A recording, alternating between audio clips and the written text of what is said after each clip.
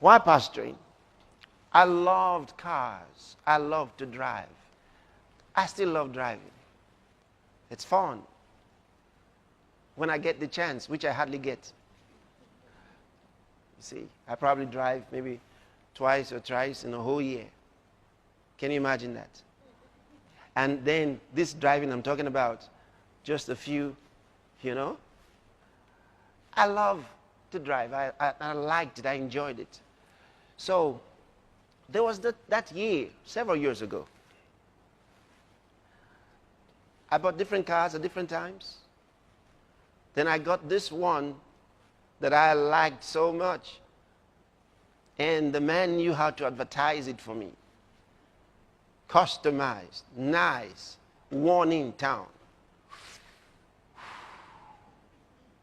So I looked at the car.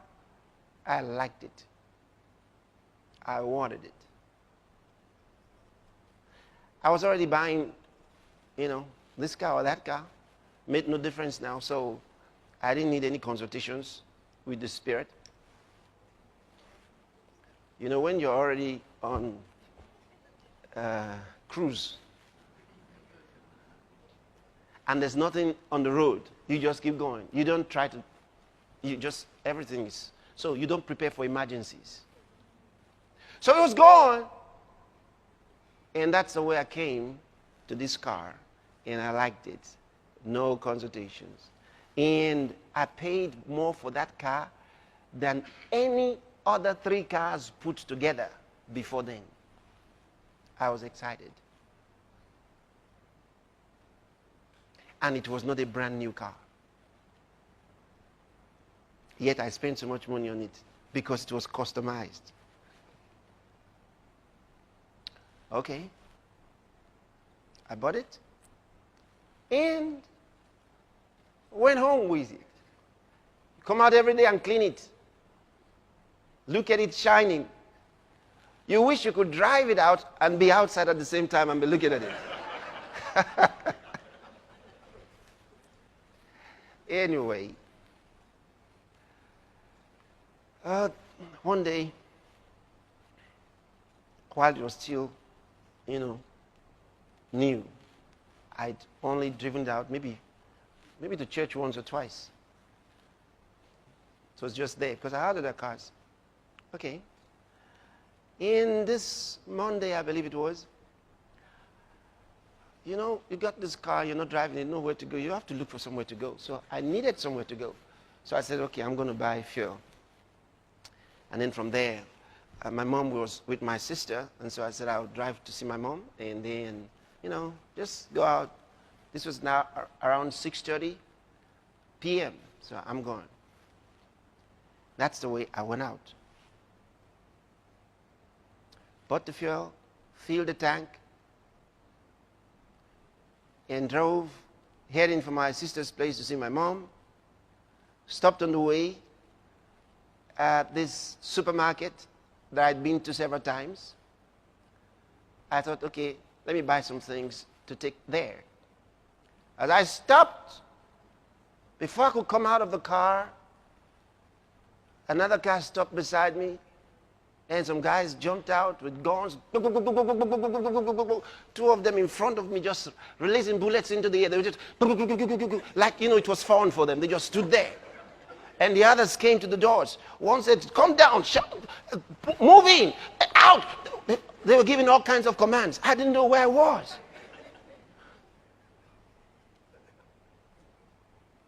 Oh. Before I knew what was happening, they opened the back door and said, get inside. The other one opened the boot to get inside. Everywhere. Come out. Where are you? I didn't know what happened to me. They were shouting so much. I didn't know which of them to obey. And the street was neat in seconds. They fled. The people fled. Then, for some reason, beyond explanation, I walked away from there. And it's like, like they didn't see me. I don't know how, but I just walked away. got out of there. The guy had opened the door and asked him to enter. And if you knew about how they used to steal those days, they'll ask the person to get into the boot, they'll carry the owner of the car away and drop him somewhere. Give him a ride, drop him somewhere. If they didn't kill him. So, I just walked away into the house that was, where the shop was. And they were still shooting, and then they drove the car away. Still unclear to me how I got out of that place. Now, my car was gone. I'm going to see my mom. Now I'm walking. I didn't even remember whether I was to buy anything anymore. The car was gone, the money, whatever, everything was gone. Now, as I walk down the street, and here's the reason for this story. As I walk down the street, all by myself, like this, a thought hit me. A moment ago, you were riding a big car. Now, you're walking in the street like anybody else. But you are the same person. At that moment, everything, every desire, every fascination with cars and all of those things left me. I lost interest in all those things instantly.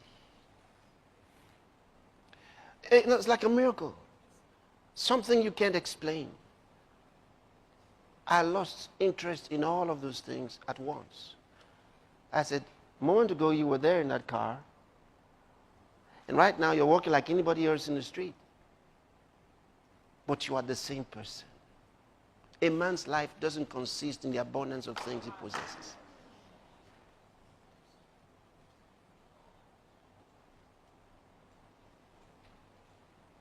And this is so important. Of course, on Wednesday nights, what I was about telling the congregation what had happened to me, how the car was gone, is I was telling them what happened, just about explaining. Someone came up the platform with a paper. They had found the car. So I announced to them they had found the car, but I wouldn't drive that car again. I'd lost interest. I wish that I knew how to lose that interest earlier. Are you getting what I'm telling you? Because you're the same person. And since that time to this time, not fascinated with those things. They don't mean anything. They don't mean anything. You're the same person. You're the same person.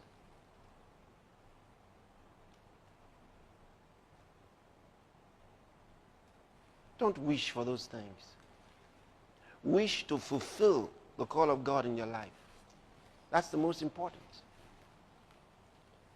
Have a different kind of desire. Nothing in this world satisfies. Nothing. Nothing. And you see, God will bless you faster than you can make releases. Let me put it this way, because sometimes when we talk like this, there are those who say to us, but if you keep giving, you may never have anything. You just keep giving, and then you never have. The point is this: what God doesn't want is for anything to have you. We give. I give all the time. But the thing is this: I am unable to catch up with God. Before I have time to make my calculations, He's beaten my figures. And in everything. No wonder He said that seed time, He said, will overtake that harvest. And the harvest will what? Overtake the seed time. Such that you find yourself before the harvest, another seed time has come. And while you are still